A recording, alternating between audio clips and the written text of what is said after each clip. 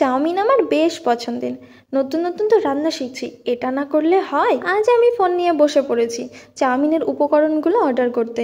এদিকে কিছু উপকরণ কাছে থেকেই কিনে নিলাম, আর বাকিগুলো আসুক ততক্ষণ এটা রেডি করে নিই। ওরে বাবারে, জেপটোটা এত ফাস্ট, সব উপকরণগুলো আমার এত তাড়াতাড়ি চলে এসেছে। আর তো সময় নষ্ট করা যাবে না, এবার তো আমাকে বানিয়ে ফেলতে হবে। এখানে ছিল শসা, গাজর, আলু, করলা, পটল, ক্যাপসিকাম, বাঁধাকপি।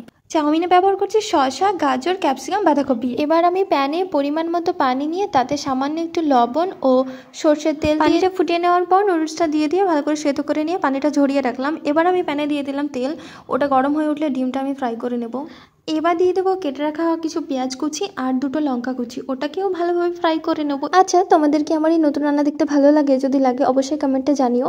পেঁয়াজ আর লঙ্কাটা ফ্রাই হয়ে গেলে এবার একটু তেল নিয়ে নিলাম। এবার আমি ক্যাপসিকাম আর বাঁধাকপি কুচিটা ভালোভাবে ভেজে নেব। কিছুক্ষণ ভাজা হয়ে গেলে এরপর আমি গাজরটা দিয়ে দিচ্ছি, এটাও একটুখানি নাড়িয়ে চাড়িয়ে নেব।